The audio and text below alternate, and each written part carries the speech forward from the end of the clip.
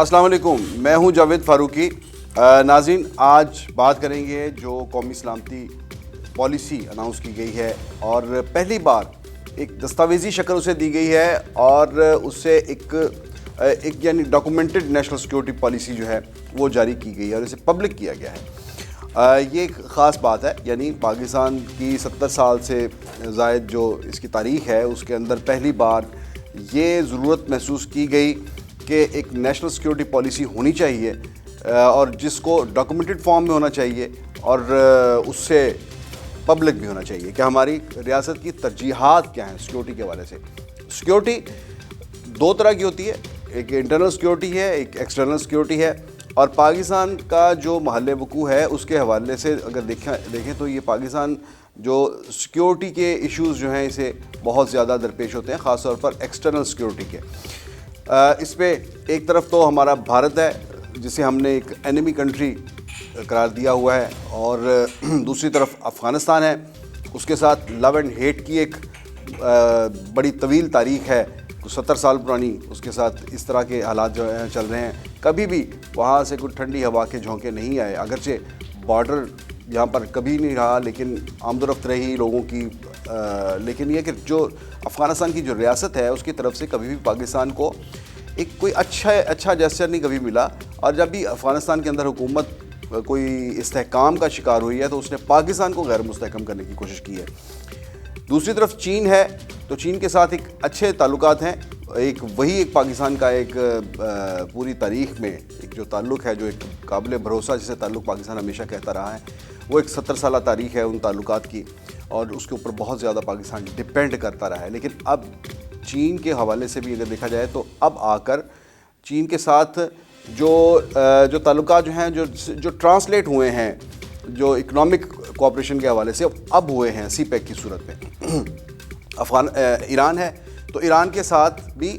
بہتر تعلقات رہے ہیں، لیکن ہم اسے ایک ایوریج تعلقات تو کہہ سکتے ہیں، لیکن اس میں بہت زیادہ ایسا نہیں ہے کہ جسے آپ آئیڈیل کہہ سکیں، کیونکہ کئی بار وہاں پر پیچیدگیاں آئی ہیں۔ تو ان تمام حالات میں جب جو یہ پاکستان جن حالات سے گزر رہا ہے، اس میں ایک ضرورت محسوس کی گئی کہ نیشنل سیکیورٹی پالیسی ہونی چاہیے،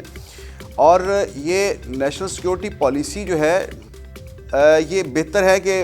پہلی بار ڈاکومنٹڈ فارم میں آئی ہے۔ اس سے پہلے جو ہمارے ہاں عام طور پر جو اصطلاحیں جو استعمال ہوتی رہیں اس میں یہی کہ سیکیورٹی ادارے، ہماری قومی سلامتی کے اداروں کا یہ کہنا ہے، ہماری جو ریاستی اداروں کا یہ کہنا ہے،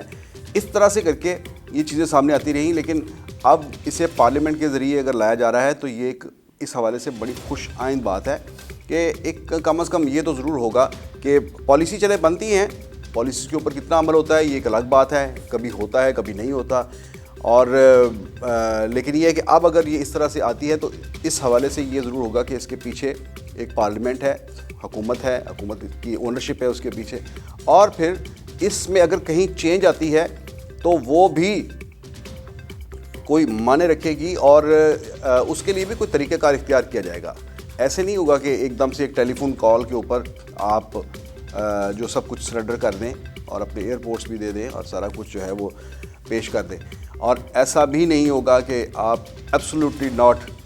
اس طرح سے کہہ دیں کہ جس میں باقی ادارے جو ہیں وہ یہ گلا کریں کہ انہیں آن بورڈ نہیں لیا گیا اور اس کا خمیازہ بھی ملک کو بھگتنا پڑے۔ تو یہ ایک پالیسی فریم ورک ایک تیار ہو گیا ہے جس کے اندر رہتے ہوئے، یعنی جو ایک تصور ہے اس کا وہ یہی ہے کہ جب پالیسی اس طرح سے موجود ہوگی تو اس کے اندر رہتے ہوئے پھر کام کیا جائے گا، اور اس سے ڈیویٹ کرنا، اس سے انحراف کرنا جو ہے وہ ذرا مشکل ہو جائے گا۔ اس پہ 2-3 چیزیں جو امپورٹنٹ ہے وہ یہ ہے کہ بھارت کے ساتھ جو میں نے سٹارٹ میں کہا کہ اس کے ساتھ امن اس کو بہت زیادہ ترجیح دی گئی ہے، لیکن اس امن کو مشروط کیا گیا ہے کشمیر کے ساتھ، اور یہ کہا گیا ہے کہ ہم اس کے ساتھ 100 سال تک امن کا معاہدہ کر سکتے ہیں یا اس کے ساتھ کوئی ایسی بات ہو سکتی ہے، لیکن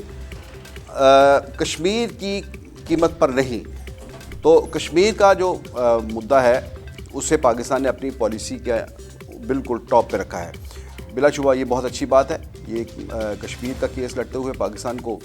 شروع سے پاکستان لڑ رہا ہے، اور کشمیریوں کی بھی بہت زیادہ توقعات ہے پاکستان کے ساتھ کہ وہ اس تنازع کے اندر جو ہے وہ ان کے ساتھ پاکستان ان کا مسلسل ساتھ دے رہا ہے تو دیتا بھی رہے۔ دوسری بات یہ کہ دفاع، خارجہ اور معیشت کے شعبوں کو مستحکم کرنے کا جو ہے وہ ایک تصور دیا گیا ہے. تو دفاع، خارجہ اور معیشت یہ تینوں آپس کے ساتھ منسلک ہیں. آپ جو قومی سلامتی کی ہم بات کر رہے ہیں، جو ایکسٹرنل سیکورٹی کی بات کر رہے ہیں، اسے انٹرنل سیکورٹی سے الگ نہیں کیا جا سکتا، اور انٹرنل سیکورٹی اور ایکسٹرنل سیکورٹی کو آپ معیشت سے الگ نہیں کر سکتے. تو یہ چیزیں جو ہیں یہ اس کے اہم جزیات ہیں. اس کے علاوہ دیکھیں اب اس کے حوالے سے اب ہم اگر بات کریں تو یہ ہے کہ پرائم منسٹر نے یہ کہا ہے کہ انہوں نے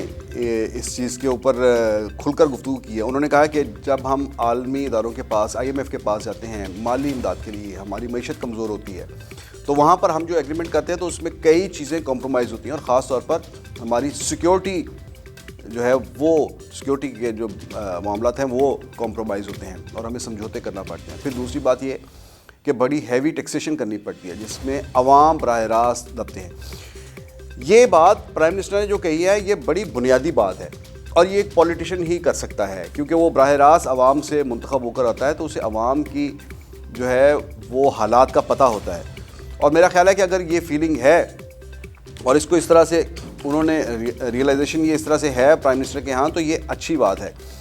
ہمیں یہ بات ذہن میں رکھنی چاہیے کہ جب تک آپ کے عوام خوشحال نہیں ہوں گے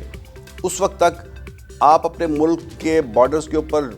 دنیا کا جدید ترین اسلحہ جو ہے وہ بھی نصب کر دیں تو وہ ریاست کو محفوظ نہیں کر سکتا بیرونی دشمنوں سے. آپ اس کی مثال ہم سنتے رہتے ہیں عمومی طور پر کہ رشیا ہے، دنیا کا طاقتور ترین ملک تھا، دوسری بڑی سپر پاور تھی دنیا کی،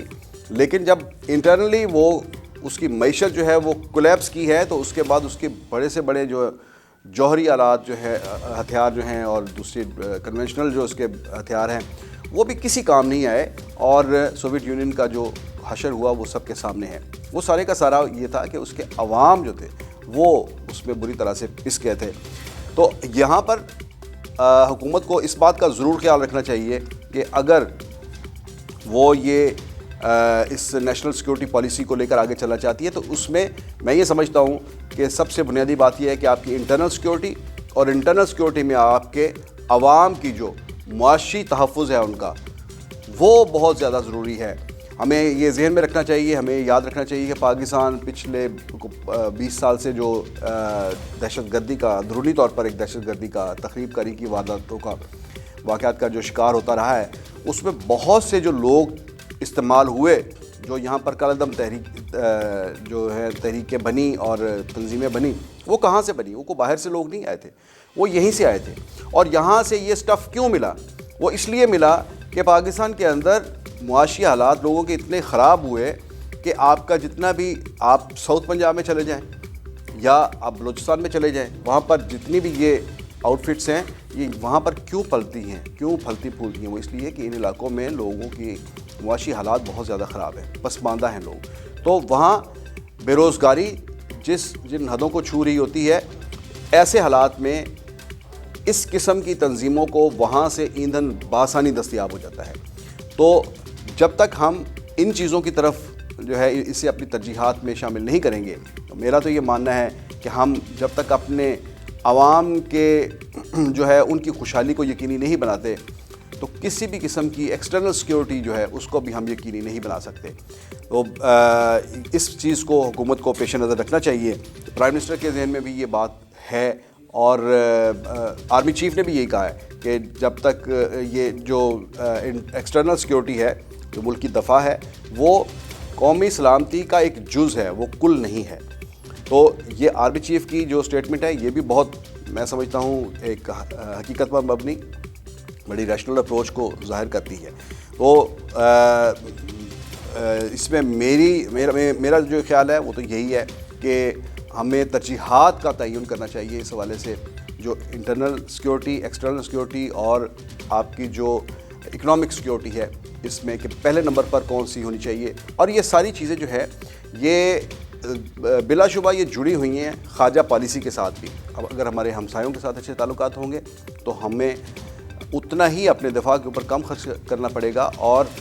اپنے عوام کی فلاح و بہبود پر جب ہم وسائل خرچ کریں گے تو ہمیں اتنے لمبے چوڑے دفاع کی اور اس کی بڑی بہت زیادہ دنیا کے ساتھ جو ہے اس قسم کے معاملات جو ہے چلانے میں آسانی رہے گی. اور انہی الفاظ کے ساتھ اجازت دیجیے. اللہ حافظ.